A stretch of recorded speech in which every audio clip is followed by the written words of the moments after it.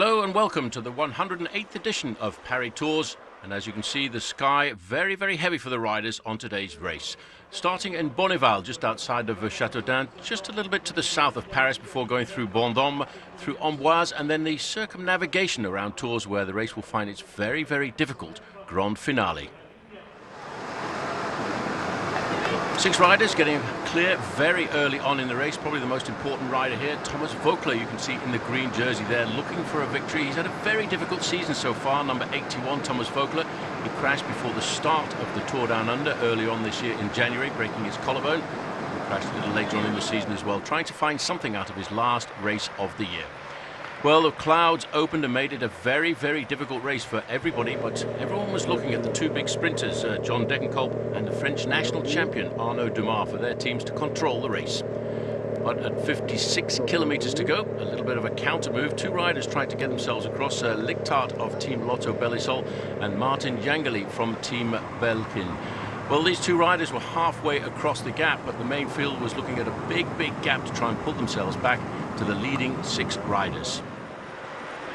Not a surprise at all to see 2 teams doing most of the pacemaking. FDJ, Française des Jeux, the teammates of Démare, the French national champion, who so far this year has garnered 16 victories, with Degenkolb getting 10, including 3 stage wins just recently at the Vuelta a España. A lot of the big names are absent, but one of the riders from BMC, Greg Van Avermaet, has made this a very interesting race for himself over the last couple of years. We've always regarded Paris Tours as being a little bit of a sprinters race, a race specifically designed for the sprinters. But in recent years, it's been a big success for the breakaways. Thomas Voeckler, here he is, the man who's got very many different faces today, a face of concentration on the rider from the Vendée team, Europcar. He's encouraging all those riders in the breakaway to try and hold on to the advantage. At 47 kilometers to go, the main field 2 minutes and 40 in arrears, but they're all thinking about the last 3 climbs of the day. Nice to see MTM Quebec, the South African team, who really rode well in the recent Vuelta a España, doing some pacemaking at the front end of the main field, ably assisting the riders from AG2R, and you can see there Degenkolb's team in the black and white jerseys, Giant Shimano. 42 kilometers to go, the gap still hovering around about 2.5 minutes, and everybody's expecting to see a big chase down on the run down towards the finishing line for the slightly usual finish now of the finish line on the Avenue de Grammont. Well, the 2 chasers about to get pulled up. These riders are just joined there by the rider from NetApp. They're being pulled back into the fold. They never quite made it to the leading group of 6, and so now with 41 kilometers to go, the race situation 6 leaders, including Thomas Voeckler, and the main field at 2.5 minutes. Well, brave spectators getting out here to witness this leading group of 6 riders here, and as you can see, Voeckler very, very keen to make sure this breakaway has a great chance of staying clear down towards the finish. Very tricky, the circumnavigation. Once the riders have gone through Vendôme down towards Amboise, they just touch along the side of the River Loire and then head over these nasty little consecutive climbs on the run to the finish. The Beau Soleil, which in the past a number of riders have used to lay down their foundations for victory. Over to the right-hand side in the yellow jerseys of Tinkoff Saxo, they're thinking about their sprinter Michael Morkov. But everybody wonders, can anybody beat John Degenkolb, the man who was so dramatic in this year's Vuelta a España, with 3 stage victories and the points competition as well. Obviously, there are a bunch of riders here who want the breakaway to get pulled back. The sprinters most sincerely. And there's a little bit of a left-hand turn. Oh, somebody's gone down there on the right-hand side. Well, the roads, they really are very slippy, the roads here this afternoon. That little turn there to the left-hand side. Just having a quick look to see who's gone down there. A rider gone down there from Big Matt. Cofidis as well in that accident. So it happened on the far side of the road, but I think what happened then, well, once somebody went down, everybody else panicked a fraction, and then it was just like a set of dominoes going down, and that's just really slowed down the break. Just at the back, the rider who seems to be the worst off there, riding from Cofidis, and that is Romain Zingel. It's taken a while to get himself back into some kind of condition. Hopefully he can get back onto the road. Limping away, the mechanic's going to give him a new bike. 37 kilometers down to 2 minutes and 15 seconds, and now we can start to see there's a lot of pressure being applied in the main field. There's the little gaggle of riders just up at the front, but look at that long line of riders now. Most of the pacemaking being done by Giant Shimano and FDJ. And this is the sort of difficulty because of the slight crosswind as well. The accident, I think, provoked this break at the back end of the main field as we get our way very much into the autumn of the season. A minute and 55 is the gap to 33 kilometers to go. Very, very fast in the main field. 6 riders still leading this race, and a brief reminder who the 6 riders are. Thomas Voeckler obviously is the cachet name in that leading group of 6. He's joined by Jelle Wallez of Topsport Vlaanderen, Jan Poilot of La Pomme Marseille. We see another little acceleration coming out of the front end of the main field. There's the peloton. Back with the 6 leaders at 30 kilometers to go, and just to finish off naming those riders in that leading group. Rider in there from Wanty is Kevin van Melsen. He's the rider on the front, number 157. Just sitting on the back, Malakoff, that's 177. That's the rider from La Pomme. La Pomme is a great team from the Marseille region of France, and it has produced a lot of top professional bike riders in the main field now. In fact, they've lost... Oh, and another crash goes down there, and that's a rider from Francis de Jeux. Now, that will not be good for Arnaud Demar. His rider's right. Oh, another one going down. This is unbelievable, the crashes that are going down here. Let's have a look at that one more time. That rider was right on the front. This is the little hairpin bend at 28 kilometers ago. There's the French national champion over on the left-hand side in the red, white and blue. But that will really put a little bit of a dampener on the encouragement of the riders from FDJ, who would have to do a lot of work to pull this back. So let's have a look. Those 2 chasers are only 10 seconds off the front end of the main field, and we're back here looking at the 6 leaders, who are not too far away from starting the first of the 3 very difficult climbs. Thomas Voeckler just putting his hand out there. I want to encourage the other riders in the group with him. They're 1 minute and 30 seconds ahead, and Voeckler thinking this would be a great chance for him to maybe follow in the wheel marks of Richard Virenque, the great French climber who won this classic a number of years ago from a very, very long breakaway. And those are the 2 chasers. And just looking back, there's the main field. Not a surprise at all to see the black and white jersey of Giant Shimano. Oh, look at this, they're really getting themselves organised. In fact, if you cast your mind back 12 months, John Degenkolb, the sprinter, so to speak, was actually looking for the breakaway on the running down towards the finish, covering all of the little moves and accelerations. So Engoulevent will shortly be back in the fold at 25 kilometres to go. Cows over on the right-hand side, not too concerned about Paris Tours. Finally, they're moving into a little bit of sunshine. I wonder if that's because one of the final 3 climbs is the Côte de Beau Soleil, the climb of the beautiful sunshine. Well, it seems to have come out right on target.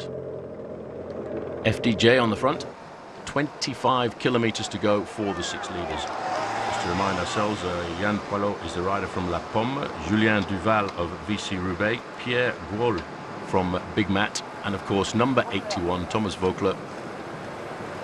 Giving too much away, Thomas Voeckler. He really would like to get himself a victory. Very unfortunate his crash in the start of the season in January. Just trying to listen in there to see what he's got to say for himself. He's trying to find out what the gap is. Well, at 25 kilometers to go, it's touch and go for these 6 riders who've led right from the very start. It's very nervous, Voeckler, in that green jersey of Europcar. Once again, a new freeway going in France. France over the last 10 to 15 years really has improved its infrastructure. It's very easy to get around this part of the world, either by train or by road. Very many of the corners of France linked together by the high-speed train, the TGV, which can take you from Tours, where the race finishes today, back to Paris in 55 minutes, a distance in excess of 250 kilometers. Oh, a little acceleration now, and now this looks as if we're starting to see a bit of a split up in the main field. As one by one these riders are paying for the long breakaway. Just 3 riders now starting to move clear. Well, one of those riders who's put the hammer down a fraction was Thomas Voeckler. 22 kilometers to go, still hanging on to that 1 minute and 37-second advantage. I think these accidents that have happened in the main field have actually slowed down the organisation of the breakaway group. So Wallez is in there from Wanty, from Topsport Vlaanderen, and Van Melsen from Wanty. He's the rider in the blue shorts on the far-hand side.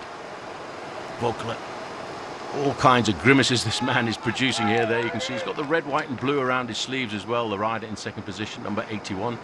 former champion of France, former wearer of the yellow jersey at the Tour de France. Oh, another crash has gone down at the back end of the main field, and one rider took a very rapid exit into the field. Again, just having a quick look to see who's gone down. Well, it actually happened, well, it was halfway down the main. In fact, it was the motorbike there was involved. Look at that rider from Cofidis taking a massive exit over to the right-hand side. Well, these accidents are going to slow down the enthusiasm of the main field. And that's because every now and again, you see the roads are dry in the middle, a little bit damp towards the far side. As again, going to take some of these guys a little bit of a chance to get themselves back into the main field. Back with the 3 leaders. 20 kilometers to go and 1 minute and 30 seconds. Well, this rider from Big Mat looks like he's had a very difficult time there, as he's been escorted to the side of the road. That's Alo Yakin of the Big Mat Aubert team. 1 or 2 of these riders I don't think will be seeing the finish line in Tours this afternoon. The main field stretched out into a long line, but over the last 5 kilometers they've pulled it back to 1 minute and 14 seconds. Oh, there's another crash gone down just coming into that roundabout there. You're just behind the trees. Again, a number of riders going down, and another rider from FDJ crashing hard as well. Now, as you can see, that's caused a bit of chaos at the back end of the main field. It really is almost like dodging cars at the fairground. So the rider from FDJ, that's Laurent Pichon, one of the big strong riders from FDJ. His job of today was really to do the pacemaking, to look after. Oh, and well, I have to say that even the team managers are getting a little bit nervous now, because we're around the outskirts of Tours now with 15 kilometers to go, and everybody's getting very, very nervous. See how precariously those riders went around the corner there. That's the start of the Côte de Beausoleil. 400 meters at 8%, and having a look back here, we'll get a chance to see just where the main field is. There you go. Well, it looks a little bit less than 56 seconds to me, but there are not many riders left in that main peloton. Back with the leaders. 10.3 kilometers, 52 seconds. Vaucler goes again. There's the tricolor of France over on the left-hand side. Brave spectators coming out of the warmth of their homes today to see this race, and Thomas Vaucler has made the move. There we go, just again, he makes that move, but in fact, the man who's made the move to get across to him is Yellow Alice, the top sport Vlaanderen rider. He just about got onto the wheel of Thomas Vaucler, but a little bit further back. And Melson here is really struggling to stay in contact. There's the referee in the red car. And once they start to pull the referees out, that means they feel the breakaway is about to get caught, but they're still holding on to about 3/4 of a minute advantage with 10 kilometers to go. There's the neutral service vehicle. Now, John Degenkolb and his team putting all of this pressure on now as they start to move a little bit further forward. They really are trying to set that. That was Degenkolb, in fact, in 2nd position. In fact, it was on these climbs last year that Degenkolb was going with the breakaway groups. So Degenkolb. A little bit further back, Greg van Avermaet, the BMC riders in the red and black jerseys. This is a lot of pressure being applied to the front end of this main field with around about 10 or 12 minutes to go. There's the French national champion, 16 victories to him so far this year. Now, has he made the split, the French national champion, Arnaud Démare? No, he hasn't. Now, this is the group with John Degenkolb in it. His teammates will completely throw caution to the wind now, inside of 10 kilometers to go, 28 seconds. That's a half a minute, corresponds to around about 500 or 600 meters. There's the front end of the main field. The long shadows now of the autumn sunshine as we get into the middle of October. Won't be long before most of the leaves will have fallen off of these trees now as we head in towards the winter months, and everybody starts to prepare for the 2015 season. Back end of the main field, struggling a little bit. 2 lone leaders now. There on the front is Yellow Alice of Top Sport Vlaanderen with Thomas Vaucler just sitting on his wheel there. Vaucler knows exactly how to handle his body. There's a number of times he's been in a breakaway situation like this, and he's outfoxed everybody. Back to the main field. Well, no, it's still not the main field. In fact, this is still the group of John Degenkolb. Degenkolb has his teammate doing a lot of the main work there. In fact, that's Ramon Sinkeldam doing most of the pacemaking on the front in that black and white jersey. And this is the main field. The gap, not much more than 8 or 9 seconds between that group of riders with Degenkolb in there and the main peloton. 30 seconds to the chasers, and another 6 or 7 seconds further back to the main field.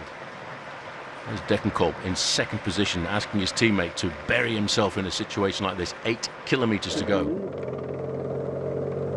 That's Degenkolb with the dark glasses on in third, fourth position there. There's a little bit of consternation, I think, about the makeup of this group, because one or two riders are not too happy to drag John Degenkolb down towards the finishing line.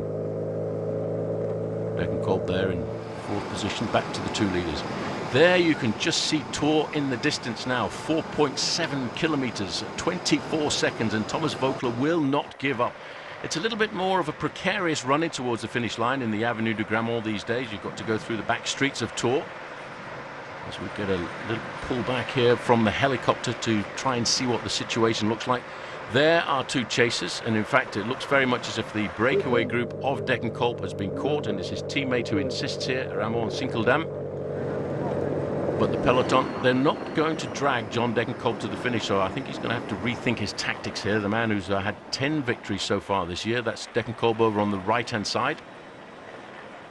They're going to have to do something pretty special, because if they don't get themselves organised now, we may see a situation where the two leaders in that early breakaway, the survivors of the early morning breakaway, could well create a bit of a surprise. There's the autoroute just in the background. That's the autoroute that takes people right the way down to Bordeaux and to the south of France. Well, Sinkeldam, well, he's not too worried now. He knows that this is actually good for him and his teammate John Degenkolb, because it'll force the other teams to come forward. And in fact, as soon as the junction was made, you've got a rider from FDJ comes to the front of the main field. So the race situation, 3.5 kilometers to go, two leaders. In fact, Sinkeldam is slipping back there. There's the French national champion. And he's just trying to get himself across to this group here with John Degenkolb, just riding across at 4 kilometers to go for the main field, but the two leaders are at 3.5 kilometers to go. There's the sign for the town of Tours, just over to the right-hand side. So we're in Tours now. We'll take a couple of left and right-hand corners, and this could suit the breakaway group still. Thomas Voeckler in the green jersey, doing the majority of this pacemaking, out of the saddle, dancing on those pedals. His body's crying out for a little bit of respite as he looks back for some assistance coming forward. Still a little bit further back, this is Dylan Teuns of the BMC racing team. 3 kilometers to go. Still two leaders, 24 seconds there. If they look round now, they'll see the front end of the main field charging down upon them. But they're now, this is the last little bit of a difficulty. Normally, it's not much to think about that little bridge over the railway line there, but after 230 kilometers, it really does make it a little bit painful. Teuns from BMC Racing, riding hard at the front. He knows that you can surprise the sprinters on a day like this. His teammate Greg Van Avermaet did that a couple of years ago. The roads in Tours now, very nice and dry. Voeckler at this point, so they won't see the main field around this. Just take it a little bit precariously, Thomas, because you can see inside of the shade and the shadow away from the sun, these roads are still very, very slippery indeed. Now then, who's going to do the lead out? Garmin Sharp up to the front. Over on the left-hand side, you've got Lotto Belisol there. They'll be thinking about their sprinter, Deboucher. A bit further back, Sylvain Chavanel. There's John Degenkolb on the right-hand side in that white helmet. He's still up there, but he doesn't seem to have too many teammates up alongside him to help. There's Teuns going around that corner. He's still surviving, but look at the gap. It's up to 38 seconds. 28 seconds to Teuns in second position, third position on the road, and 38 seconds to the main field. There's the Flamme Rouge, the red kite, just in the distance. Both of these riders doing the pacemaking, just keeping riding as hard as they can. They know that this is a big possibility for a great victory, one of the greatest races on the calendar. This is the 108th edition of Paris Tours, a race that was first organised in the 19th century, in the late 1890s.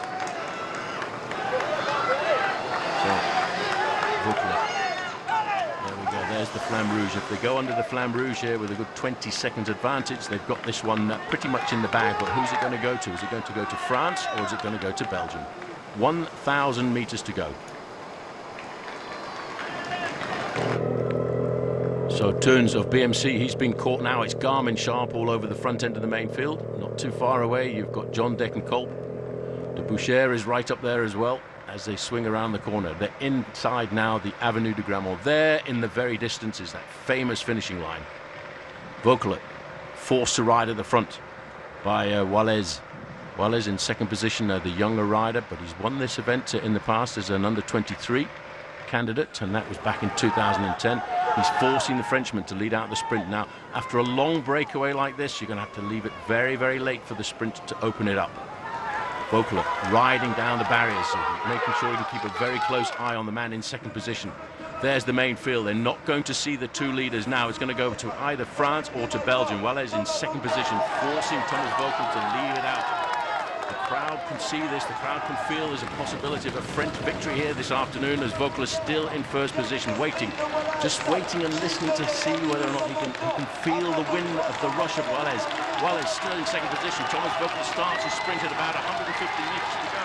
Voeckler right down the middle of the road now, but he's being challenged here by Wallace. And Wallace is up alongside the Frenchman, and now all of a sudden Voeckler realizes he's not going to get it, and it's going to go to Jelle Wallace of Topsport Vlaanderen. Well, there is a surprise. Nobody would have put that name in the book very early on. There's a Belgian national champion coming up through the middle now, trying to lead this race out, and that is Deboucher from Lotto Belisol. He gets the victory over the line. Deboucher will be in third place, and I didn't see the French national champion Arnaud Démare at all in that group. Well, a very strange surprise victor there, I have to say. I don't think many people would have come up with the name Jelle Wallace at the start today. There's the French national champion. He must have been tailed off just down towards the end with John Degenkolb. I think the better part of valour for those two riders was to cross the line there. Well done, mates. Well, we didn't get the victory today. Certainly turned out, once again, not to be a day for the sprinters. There's the very famous river of Loire. Paris Tour finishes just not too far away from the Loire. Well, what a great victory that was for this young man who's won on this road before back in 2010, but then he was under 23 years of age. Maybe one or two riders knocking on the door to see whether or not they can sign him up for next season. Topsport Vlaanderen, Jelle Wallace getting himself the victory in the 108th edition of Paris Tour. So as you can see, the flags there just on the bridge over the Loire really are blowing quite blustery. There's Deboucher in third position, the Belgian national champion. I wonder how many people would have put money on this man winning today. Jelle Wallace of Topsport Vlaanderen. Just looking to see where Thomas Voeckler is. He should be up there in second position. Well, just looking down there, there is the victor, the man who took the victory in Paris Tours today, Jelle Wallace, and he really played the cards very close to his chest on that running towards the line to outwit the very experienced Thomas Voeckler. As we get confirmation there, Jans was in fourth place, Heinrich Hausler up there for IAM Cycling in fifth. A little bit further down, Jan van Embden in 10th place for Belgium, rounding out the top 10 at this year's Paris Tours.